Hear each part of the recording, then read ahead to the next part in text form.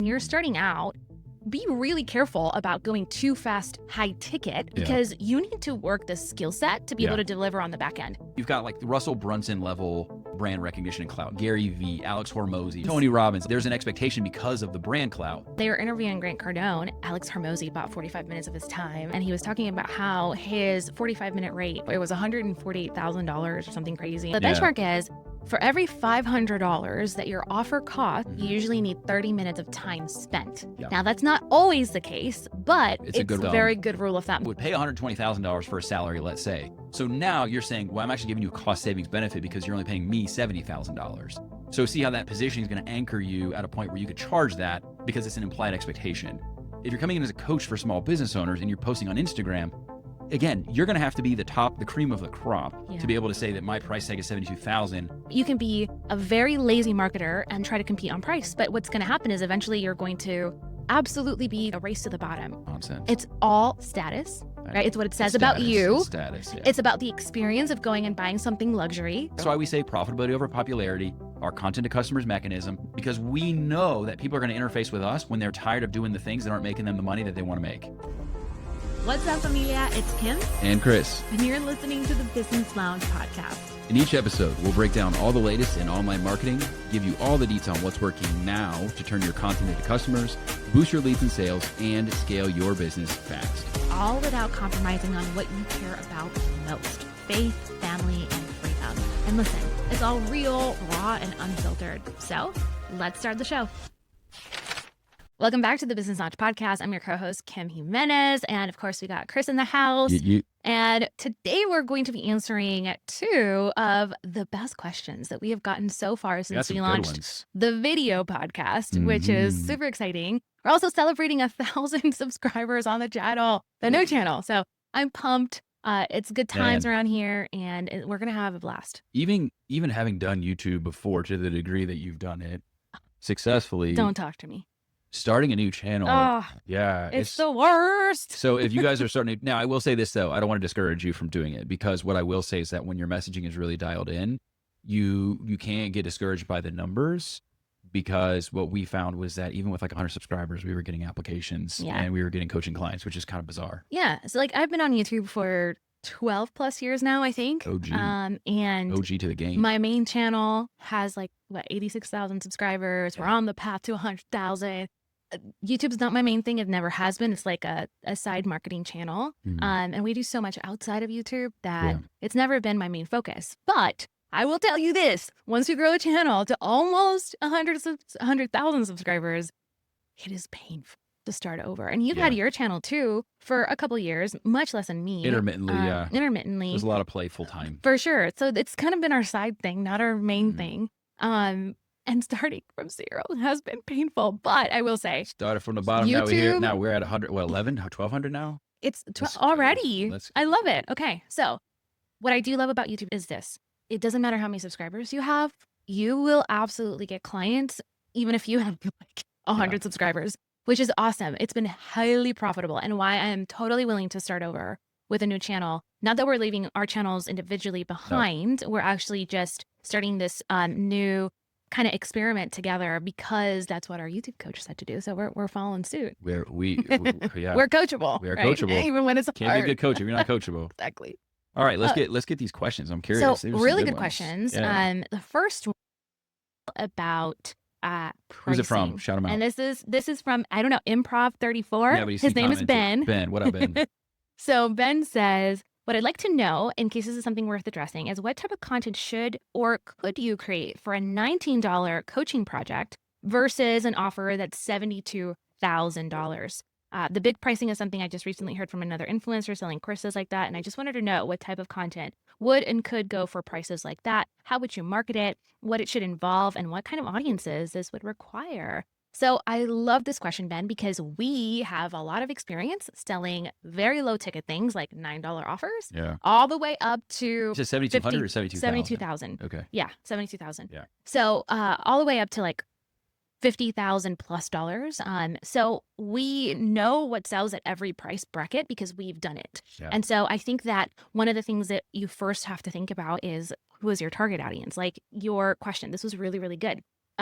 for someone who is buying a $9 product, is that the end of the line? I think when you're in coaching and when you're doing services, Chris, you usually have a low ticket offer as a way of ascending people, not that you're going to make money from your low ticket offer. No, you're buying customers at that point. Well, if you run ads to it, you're buying customers. But yeah, it's the sampler at the food court, right? It's like exactly, technically, right? It's like you get them in the door. Yeah, and I think sometimes people don't understand that when they're in the online space and they're like replicating what other people are doing, and they think, oh, it's going to be inexpensive. It's going to be easy for me to compete in the market because that's the easiest way to compete is through price. It just is. You can be a very lazy marketer and then try to compete on price. But what's going to happen is eventually you're going to absolutely be a race to the bottom. Like your competitor is going to undercut you, and then you're going to try to undercut them until you have no margins at all. Yeah, your positioning also really matters a lot too. So we can talk about content formatting because I think that was the nature of your question overall. Sure. I would definitely be inclined to go more long form content. I think one really hyper engaged listener of your podcast, for example. But for which price bracket? This for the higher price tag, higher price tag. Yeah. So higher price tag, longer form. Like you're going to have to get people to spend, what is it, every 30 minutes that somebody spends with you, it increases $500 in their amount they're willing to spend with you. Exactly. So the benchmark is, for every $500 that your offer costs, you usually need 30 minutes of time spent. Yeah. Now, that's not always the case, but it's a very good rule of thumb. So if we do the math on that, like what is... It's quite a lot. It's quite a lot. Yeah. 72, let's see, times 72 times 2, we have is 144. Yeah. So that's where having a long form podcast would be really beneficial. And then let's say your target audience. So you always want to follow your person first. And then you want to think about the formatting that person's going to enjoy. So we've talked about this. One of my executive coaches is really just going nuts on LinkedIn because that's a B2B offering, right? Like it's an enterprise solution in prop tech. And so these are people paying millions of dollars, right? So he's interfacing with the right person on the right platform, and then they're repurposing their podcast with micro clips, but then also the full episodes there on LinkedIn. And so that would be something that I would probably consider if I was going to do something long-term. But I do think that that's where you want to have your product suite. Right. So you want to have offers that I think introduce them to you, unless you're going to be like a fractional. So if you're going to be like a fractional CFO or a fractional CTO, whatever, then there's an expectation, right? Yes. That's where we talk about positioning. If you're positioning yourself as a coach, that's kind of conducive with a certain price tag that's not $72,000 unless you're legit like an elite category of coaches, right? You've got like the Russell Brunson level brand recognition and clout, Gary Vee, Alex Hormozy, right? Tony Robbins. Like there's an expectation because of the brand clout. But if you're brand new, I would say make sure that you have to fall back on labels a little bit. So a fractional, there's an implicit understanding that like you're going to be coming in and helping them fill a massive gap, which means we don't have this huge C-suite position that we need in our company, and you're going to be filling that and helping us build our entire team out. Like that now, they're looking at that as, I would pay $120,000 for a salary, let's say. So now you're saying, well, I'm actually giving you a cost savings benefit because you're only paying me $70,000. So see how that position is going to anchor you at a point where you could charge that, because it's an implied expectation. If you're coming in as a coach for small business owners and you're posting on Instagram, again, you're going to have to be the cream of the crop to be able to say that my price tag is $72,000. Where like I saw Patrick Bet-David, right? Everybody was getting on him where he charges like $48,000 for like an hour phone call with him. But it's because he's built that brand clout to the point that he has that recognition. Yeah. And so people will pay that because they know who he is and he has that established, celebrity status, as it were. Yeah. I think I just saw on like the Stephen Graham podcast that he's doing, I forget something. Coffee break or something like that. Yeah. And they were interviewing Grant Cardone, and he was talking about how his 45-minute rate for Alex Hormozy bought 45 minutes of his time, and of course, he was, of course, flexing on each other. I'm like, y'all, this is terrible. It's the alpha flexing. I know, but he was just talking about how, it was $148,000 or something crazy. And then he was like, he donated to the foundation. So that's not his actual, personal take home. But I'm like, okay, whatever. Yeah. The point is that we really need to think about the person first. And I think what you made as a point is so important. When you're starting out,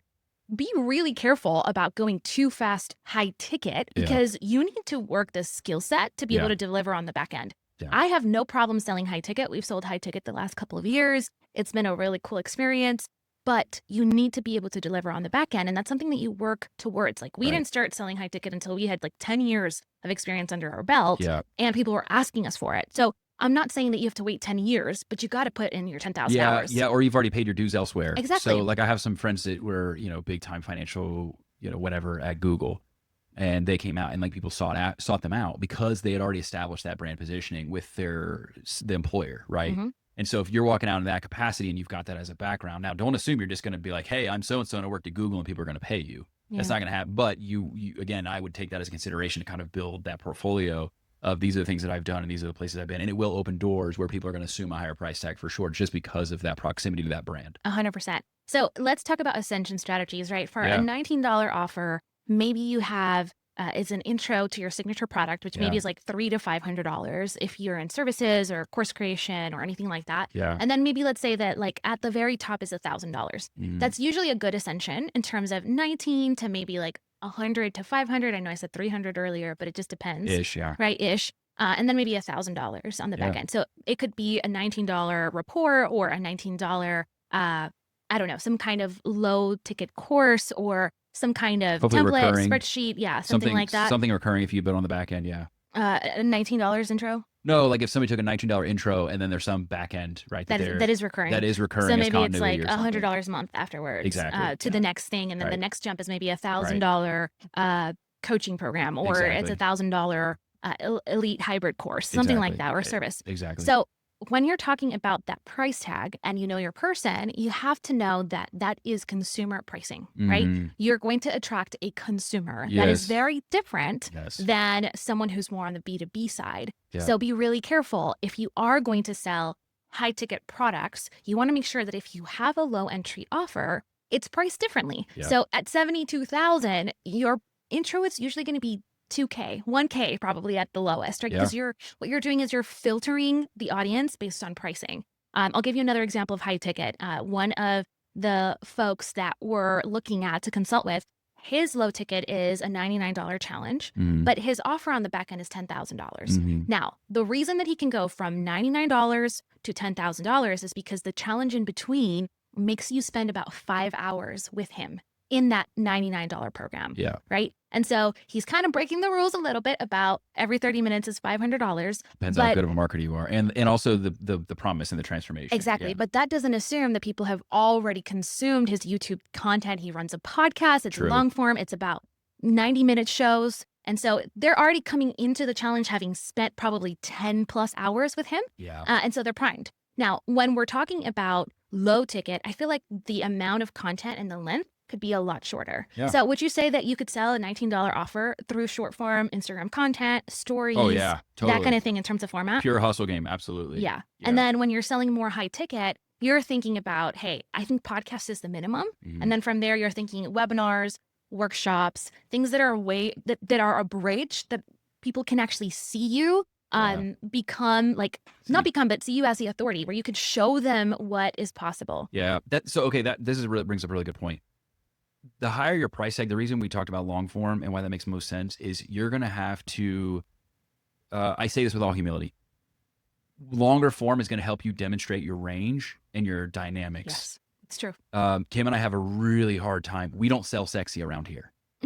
We don't.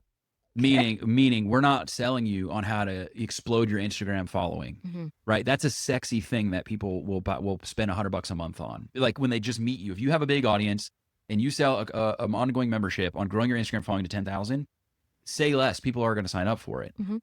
Kim and I, we focus on helping refine your offers, refine your positioning, making sure that you're thinking about the assets that you need. They're going to sell that. The sales pages that are going to convert, right? Are you problem or solution aware? Like there's so many dynamics because we focus on marketing psychology and marketing principles and things. We help you with content. That's a huge thing we help you with content. We're very much focused on. People come to us when they're ready to start. When they've done the stuff, we're like the third thing they come to. When they're ready to make money because they've been hustling their buns off and they're not getting paid what they're worth, then they come to us. That's why we say profitability over popularity, our content to customers mechanism, because we know that people are going to interface with us when they're tired of doing the things that aren't making them the money that they want to make. That's when they discover us. So when we go into these layers, right? And that's why I read a comment a minute ago. She's like, I love that it's long form. I love that I get to spend a lot of time with you guys, because if we try to truncate all of the things that we talk about into these little micro pieces of content, like if we just did native Instagram content and I try to tell you about problem and solution aware in a 90-second Instagram clip, it feels forced. It feels like I can't really like convey my thoughts in a way that's going to land and give you any benefit, or you're just going to get massively overwhelmed. When people find us, it's because they're serious now about making money. And so they're going to spend an hour with us in this podcast or in other environments like this. And then that's when they're going to find out like, oh, okay, I understand the depth of that, because what you're teaching is more dynamic than just, hey, you're going to do these little hacks on the internet to grow your following and get your audience larger. Yeah. And I think that also speaks to maturity and mastery. Totally. If I hear what you're saying, when you're an expert. I try to say with humility. So yes.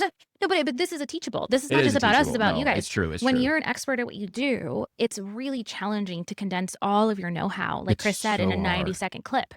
You could do a lot of 90-second clips, but it's going to take you forever to be able to actually get someone's eyes to perk up and their ears to perk up about transformation. Yeah. And so I think a lot of why you see these large podcasts exploding is because the people who are leading these podcasts have put in their 10,000 hours. Yeah. They are experts at what they do. And you simply cannot grasp someone's intellect and understand what they're delivering to the marketplace in short form. That's why the Rogan podcast works. That's what I was going to say. I was literally going to say. It's why it works. And it's also why people are hungry for longer form, which is so bizarre, because at the same time that there's short form is exploding, people are also wanting to go less with less people, right?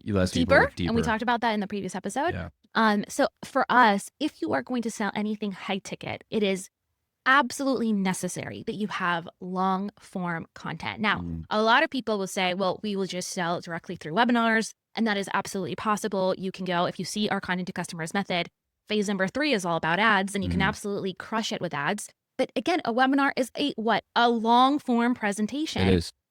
You can convert so much more. And this is the ads gurus will tell you this. We work with some of the best people who do advertising in the world, like really world-class ads experts. And they will tell you, you will see conversion rates explode when you actually send ads to long form content first. It's true. And then sell people on something like a webinar, because they're already primed for the sale.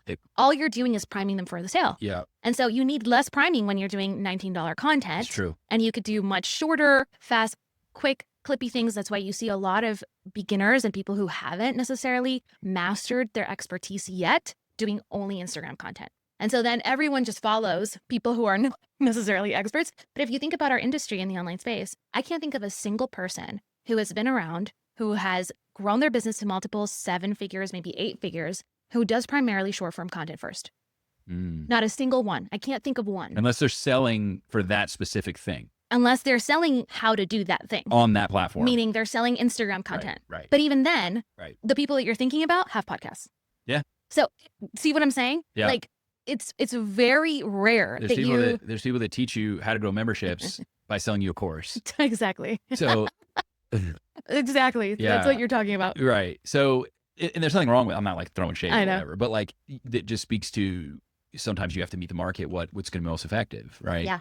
So yeah, but okay. no, to your point. I love that. Yeah. I think the last thing I would say then, because we've talked a lot about format, we've talked about pricing and how to change how that affects the format. We've also talked about the audience. I think we need to talk about messaging because it's a different message. It is a totally different message. When you are speaking to a client who is willing to spend upwards of $100,000 to work with you, they need to see a depth of understanding, and they also need to see that you can relate to their specific problems in a very different way. Yeah. So when you're talking to a $19 client or customer, right, this is someone who is just a consumer for the most part. Yeah. You're activating in them a desire for your offer that's very different than a $72,000 product or a $100,000 product, in my opinion. And I think that the differences between these markets primarily are that the $19 person, if you're in our industry, they want results fast, like tomorrow, right? They want something that they can take. And we talk about this, we're in the season, people want to do or they want to take. They don't want to actually like learn anything. They don't want to become anything. Yeah, they want to do it with you, or they want to take what you created and go use it. Exactly. That's what they want. Yeah. And so I think a lot of what you see in that consumer market is they want results right now. A higher ticket, more sophisticated buyer understands that there is a journey. And a lot of times, usually some bigger ambitions, bigger goals, right? Yeah. The person in our industry, I'll give you an example for us, a $19 consumer who wants to blow up their Instagram in 3 days. Someone who is going to join our coaching program and is going to pay, happily $50,000 to be a part of it. And that's one-on-one. We have different, I say that and people freak out. They're like, oh my gosh, I can never work with you. Now, we have different programs at different price points based on where you're at in your journey. But if you want to work with us one-on-one, that's the entry level. And that person, they understand that there's going to be a process, right, of becoming. Yeah. They're not just there and they expect results the first, 12 days. Yeah. But the way that we speak to them in a different way is we talk about proof. We talk about proof a lot, but we talk about proof from the standpoint of sophistication and not proof from the standpoint of laziness. Does that make sense? So the $19 consumer wants it done for them quickly. They want the hack. They want the shortcut. Nothing wrong with that, right? But the more sophisticated person understands that they've already gone through the shortcuts. They've already gone through the hacks, and they know that there is a short-term promise. They're only going to get so far with the hack. They're only going to get so far with the shortcut. Exactly. With the quick strategy, with the buying of followers, with, the hacky stuff that gives you short-term gain, but not long-term wealth.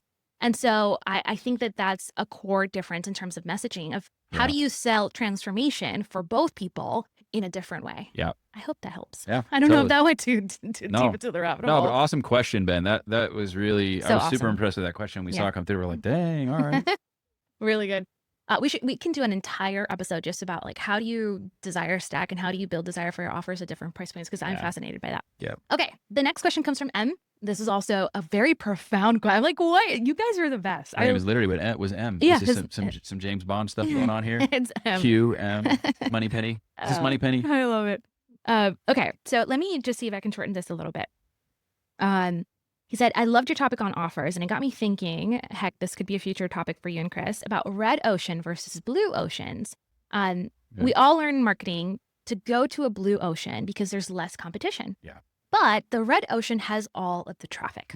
Somewhere I've heard that this needs to change to red ocean, blue offer. And this really got me thinking of ways that can still be in a red ocean, but create a blue offer. Yeah. Now, let's explain the blue ocean, red ocean theory first so that listeners can understand what that entails. Yeah. So red ocean means it's very crowded, right? I think the actual reason why is because there's blood in the water. There's blood in the water because there's sharks everywhere. There's blood in the water because there's sharks everywhere. So that's where it comes from. Yeah. A little bit of a gruesome graphic. I know, it is. Like business. But it's a great book. Cutthroat. Yeah. But anyway, so what they say is you don't want to be in a red ocean. You want to go find a blue ocean, right? Which is like an open space. There's not a lot of competition. There's not everybody fighting. Right. I guess that's why the sharks come into play, because everybody's fighting for the same customer, so it gets bloody, right? They're fighting for the same fish. Fighting for the same fish. And so a lot of people will say, well, you just need to go completely a different direction. In some cases, that's necessary when things get really, really crowded. But I would tend to agree, and we talk about this a lot. So you're going to be, if you listen to the show often, you're going to be like, oh, here he goes again. But it really comes down to problem and solution aware. Yeah. And so if you're going to stay in that red ocean because you know it's a huge market, right? And there's a lot of money to be had. So if you're going to go to problem aware, it could be a full-blown pivot situation. Like you're going to have to change entirely what you do.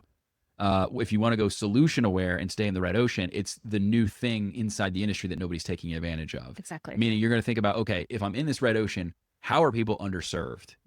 Are the players too big in the market? So the little guys being left out, they can't afford the accessible, like I can't afford to pay Tony Robbins and people like Tony Robbins. So I'm going to do like group coaching so that they have access to me. And then you would never even you would have to pay like hundreds of thousands of dollars to get one-on-one. Do you want to create a tool that now people can use, because the thing that people are training you to do is actually really hard to do. So you're going to build a little tool that people can use. Oh, like we have with SPARC. Oh yeah. Shameless plug. Kind of like what we built, like our own AI tool. Because Actually, we know you guys are consuming all this marketing information and you're learning all these sophisticated marketing principles, but you're also trying to run a business. Yeah. So we just said, well, why don't we just load marketing principles that we teach and preach and put them into AI tools for you guys? And that's what we did. Oh, and hey, like I think this podcast is going to come out the last day that we have bonuses. Don't miss out. So if y'all are totally into going through this process and us working together to actually help you figure out your blue ocean offer in a red ocean market, we're totally game to do that. And we can talk more about that at the end. But the good thing too is that the GPTs that we've trained, they're built on attract, connect, convert, and helping you stand out with differentiation. Yeah.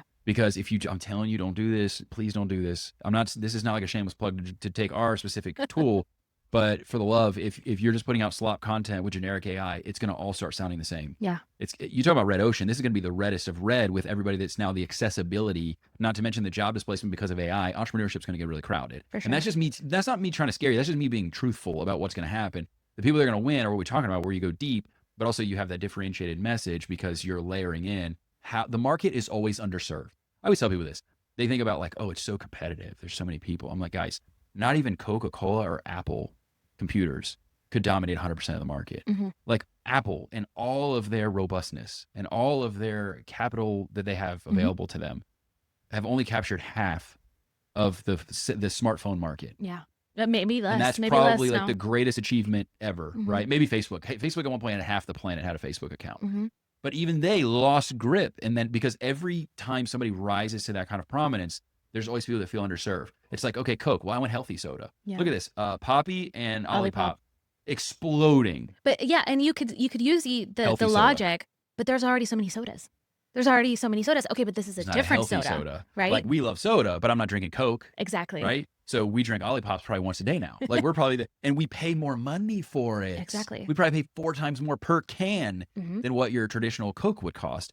So when you're analyzing your market, this is where it's so important to have proximity to what you do, and know your people and follow your people and do your insight surveys or just work in the space, even if it's on an hourly basis. Just get involved in the ecosystem that you're trying to operate in, because what you're going to find is they're like, yeah, I kind of wish that this existed, or I kind of wish that it didn't work this way. Like when we started the moving company, our first business was a moving company. My brother and I actually started in college, and then grew to a multi-million-dollar company. For those that didn't know that already, we just went downtown in little old Athens, Georgia, one of the poorest counties in the state of Georgia, by the way.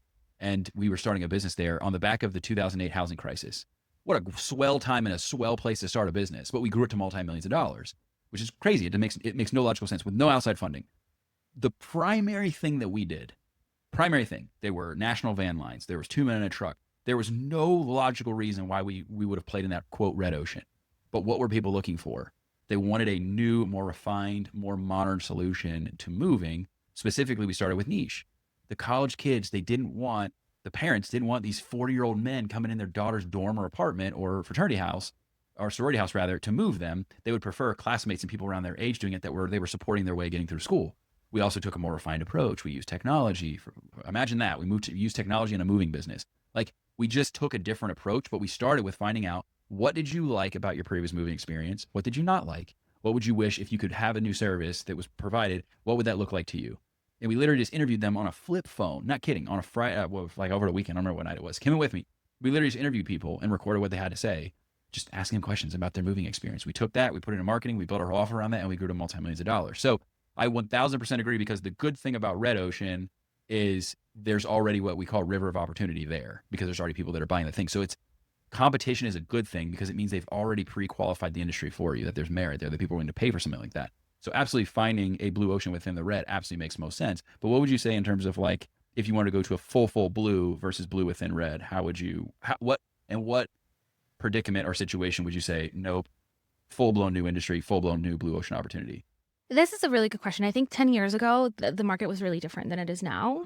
And I think we've seen saturation at such a degree in most industries that even when you do create a blue ocean, a true blue ocean, it requires a lot of capital and a lot of R&D and a lot of painstaking work to get to that blue ocean. Whereas before, you could argue that the blue ocean was just a different oasis, experience, or like the fact that your unique makeup, like your DNA, right? The way that you express yourself, the way it was enough to differentiate. Yeah. I don't see that as much now. I think it would be a very interesting thing for us to like dive in deeper and really like research more.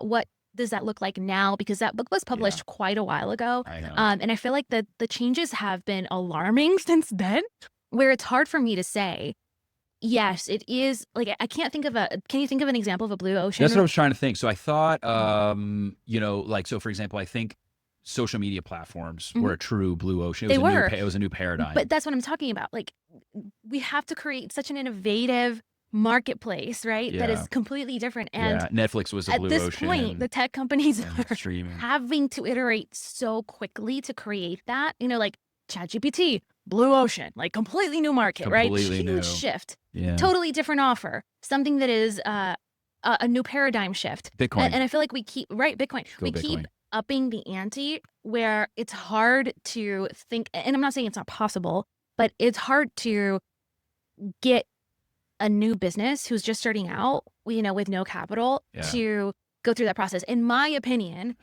I never want to be fully in a blue ocean if I'm starting out, because there's too many variables. Like, I want to go to where I do have competitors and there is a clear established market, because it's going to be way easier for me to differentiate and create an irresistible offer, something different in that existing market, even if it's highly competitive, than it is for me to just start from zero. I think regardless of how you label this, the essence of it is you're always going to build it back on the backs of what people are, what they want, and how they're underserved. Yeah. And if you can just follow that principles, who cares if it's a true blue or a blue within a red?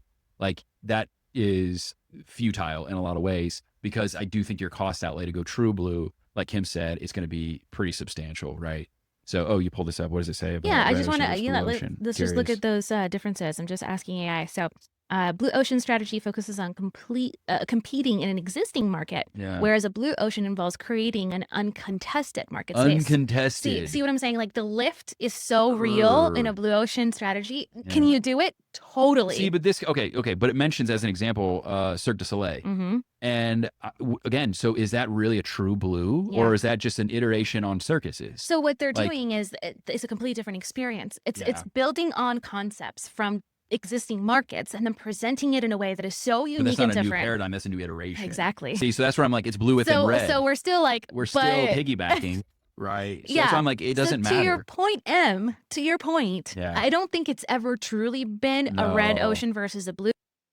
It's been a red ocean with a blue ocean offer that has shifted the marketplace. And so you are absolutely right. And whoever told you is brilliant to make that differentiation, because I think that as the more we talk about sophistication in markets, the more we realize it's about the offer and it's about the experience more than it is about changing the paradigm completely. Like, for example, even ChatGPT, right? What are they doing that is so revolutionary? I mean, you had Siri before you had GPT. You could ask Siri anything and it would answer. It's next gen, basically next gen search engine. Exactly. It's next gen, but it's personalized search engine. It's Cirque du Soleil over the regular circus of the internet. And it's personalized in every possible way. Yeah. So it's really interesting to think about this. And I think that ultimately we would be very well served thinking about ways in which we can become so differentiated, so unique, that we are set apart in the marketplace completely. For example, if you compare like a Birkin bag versus a bag that you could just get at Target or Walmart, very different. You have people who spend $50,000, maybe even more, up to $100,000, $200,000 for a Birkin bag, which is crazy. It functions the same way as your regular bag. You can get an all leather bag for maybe like $200, right? And it's beautiful, and maybe it's even handcrafted in Italy or something crazy. What is the price point? What's the difference? It's nonsense. It's all status, right? It's what it says about you. It's status, It's about the experience of going and buying something luxury that you can't get when you're just ordering something, from the internet, or you're buying it at, I don't know, TJ Maxx. So it's very interesting when you create an experience that separates you in the marketplace. People are willing to pay crazy dollars because it's a Birkin bag. Can you tell I don't buy luxury bags? I'm like, this is the biggest waste of time and money. I forget what book I was reading. This is where it would be. I'd be careful about going too blue. I think it was Hooked. I think. Anyways, regardless, the point remains. The studies had shown that they leveraged about building new platforms, like true blue ocean platforms, right? Like, we're talking like big tech type stuff, right? Was you want to, when they go too far removed from familiarity. So like, let's say you build a platform or you're overhauling one, and you go with something that looks totally new, right? Like completely different than anything they've ever seen before. What ends up happening, unfortunately, is people, they don't have that basis point of familiarity, and it feels it's overwhelming. Yeah, I agree. It's overwhelming when they have to learn something entirely brand new to use your platform. And so they found was that you needed to have a slight different take, but built on familiarity. Yeah. So like, for example, if you built like your own community app, like we have our own app, right? And it looks very similar to Facebook, like very similar, but it has cool functions. So what happens is when people join that program, they look at it and they're like, oh, it looks like Facebook, but it has all these other cool whistles and bells that we've added to it that Facebook doesn't have, right? And so they're like, oh, that's fun. This is like Facebook, so I'm going to use it fast because I don't have to overthink how to use this dumb thing. But then also cool, you're going to see these really cool features that it has that are in addition to. So be careful, because even the big tech bros, so let me get back to my point here. Sorry. What studies found was that if they wanted to do something super radical, they had to slow walk it in iterations. So they had to be like, get this, even changing the colors if they were too radical, they had to do like one shade at a time. So like 5 shades of changing just the color. So people Because- could get used to it. Because people Because they're had to used get to used looking at it and finding the button that is usually So- red or orange or whatever. So here's the thing, guys. When you do these massive brand overhauls, when you go in and you're just like, it's my logo, it's my website, and you just rip everything apart, you might actually be doing the opposite of what you should be doing because you're people that are following you. Now, if you're brand new and no one's seen your site, who cares? Do whatever you want. But like people who are actually following you. But people that are actually following you, if you just start throwing out playbooks and changing things and you start losing familiarity and doing something wild, you might actually lose the people that are loyal to you if you do it too quickly, right? Mm-hmm. So be careful about these blue ocean things. Like, I don't like just that. go chasing these things because they're things. That's the equivalent of chasing shiny objects in a lot of ways. So just be careful about that. But ultimately, I think build upon what exists and build upon what are people saying? How are they underserved? You can't go wrong there. I love it. That's We awesome. got another one. Do we have time for another one? Let's go. Okay. Yeah. We have time for another one. This one came in a while ago, and I hadn't had a chance to Ronnie. actually talk about it on the podcast. But this is Ronnie. He says, Shout out Ronnie. all right, so I have a question that I would be interested to run by you. Great at pure thought leadership, meaning developing new products, principles, philosophies that create ridiculous results for clients. But I have zero desire to talk about it outside of writing books or speaking or doing guest podcasting. I know we need content, video and written, to show off what we're doing, but the more I ask God about it, the more sure I am that I'm not supposed to be a public figure, at least not in that way. In theory, I could imagine hiring a full-time spokesperson employee to play that role, but I worry they won't be able to muster sufficient passion and personality to be meaningful and effective. Yeah, that's tough. Ooh, Ronnie. Okay, I got a couple ideas just based on some of the brands that I've actually seen. I think Sam Cart is a good example of that. Yeah. Where it's a two brothers that lead basically the whole the whole brand philosophy, all of the actual frameworks, all the thought leadership. And I don't necessarily think that it's impossible to hire an employee. They actually have a creative director that they brought in who does a lot of their video content because they're busy, Sean running did that business, too. doing Cannell clients. with Think Media. Exactly. He's been able to extend. Kim did it with me. So yeah. I mean, you're looking at it, right? I wasn't even in this world. I was off building, trying to build franchises and do all this stuff all over the country and stuff. And then I just fell into this world. So it's absolutely possible, especially if you're willing to bring in a partner. Now, that's going to require concessions, right? Yeah. Like you can't have your cake and eat it too. Yeah. You got to make sure that there's concessions. So bringing in a partner is probably the easiest way of doing this because you have someone who's running alongside you, who shares your values, who actually understands your philosophy and can communicate it just as well, if not better than you can. And that is the goal. Having an employee is hard because you just build up a public persona. I've seen a lot of people, Patrick Bet-David is a great example of this, right? He has a team who comes and actually shares the stage with him. I'm not saying you need to follow that exact model, but it is hard to build up a public persona, essentially, to just then have them say, well, peace, I'm out, I quit, I found a better job, right? Like that is challenging.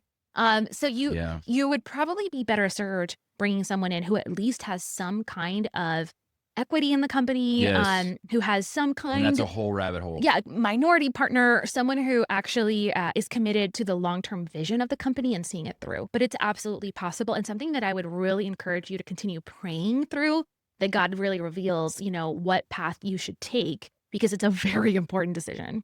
Yeah, we've definitely seen this before, and so I definitely think you should do that, but I 1000% agree. That person needs to it needs to be an equity situation because the last thing you want to have, and that's a whole hairy can of worms. It is. You guys have to think about this. A business partnership is, there's a joke about it. It's like, it's 3 times hard to get out of and twice as expensive as a divorce or something like that. Right. It's true. And you come into it thinking the number one thing you think about is, how do we break up? That's the question. Yeah. That's the question. So we've had these conversations, we have these conversations about like, what if we don't want to do this anymore kind of stuff. So like we've had these conversations and, what will we do and stuff like that. And so I have seen people that feel they hire a marketing person that is the voice, right? That is kind of, and they're not a partner. They're just whatever. And then that person kind of feels like they have too much leverage and they kind of show up that way because they're like, well, what are we going to do? I'm the face of the brand. I'm this, right? Mm-hmm. And so, yeah, you definitely want to be careful and you have to really think that through. I don't, did he mention like how that person, Ronnie, did he mention how he was showing up? Oh yeah. He said he's doing, speaking engagements and guest podcasting, which look, there's also something to be said about an in between, right? Like something that I Yeah. suggested to Ronnie earlier was like, hey, you could have someone on your team clip all of the content from the guest podcasting. Yeah. That's how you show up in the A interim. lot of people do that. A lot of people do that, and they don't have their own show. They're not a Or- public persona, but they do guest appearances, and that's enough. Or they're super technician oriented. So like we've had people, physical product people that have no interest at all in their, and they don't want any platform. Yeah. They don't want to do social. They don't want to do blog. They don't want to do YouTube. So we tell them like, just be a genius technician. Right. And you're basically going to give your product to micro influencers, let them go nuts talking about it, let them promote it. And sometimes it works and sometimes it doesn't. Sometimes it works. Caveat. Like that's the caveat, because if it's really dialed in and like you truly just want to be the genius technician behind everything, that can work. But it really has to solve a fundamental need for the right person to where they just absolutely love the product and they just champion for it. Yeah. So you can get those brand ambassador types. And I would argue, so we've done this before, actually working on one right now. It's a side project. It's a side quest. Kim knows me and my side quest. Side quest. Yeah. So I have some side quests that I work on. But right now, like I have no connections at all in this particular industry that we're working on building an app for. But I have a friend that does. And like he's going to go be the massive superstar that he is. He's a professional athlete. But anyways, that's the only tease you get. But yeah, so he's going to be the one that kind of like goes in is the brand ambassador for it. And he's going to be heavily compensated commission wise for doing that. So we can just focus on building a product because I don't have time to go meet people in the space and build relationships and do all the things, but it's low hanging fruit for him. And he just needs somebody to help with platform, which we can do, right? Platform meaning what we're building for him. I love it. So that's an opportunity where there's alignment there and there's a level of trust there. And you have proximity to somebody who just has a unique opportunity that I wouldn't have otherwise. So in those situations, you may not need platform at all. You could just leverage current relationships and make it mutually beneficial. Yeah, I love it. Ooh, is it a wrap?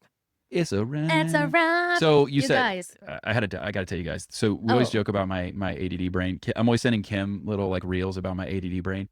So I have a confession. So I don't know if you remember the Usher song, "This Is My Confession." Oh my god. So when Kim's like, "You're gonna have to make some concessions," I was doing a dad joke remix. "These are my concessions." It just went out that. No, okay, we're gonna sound it. We should end it on a high note.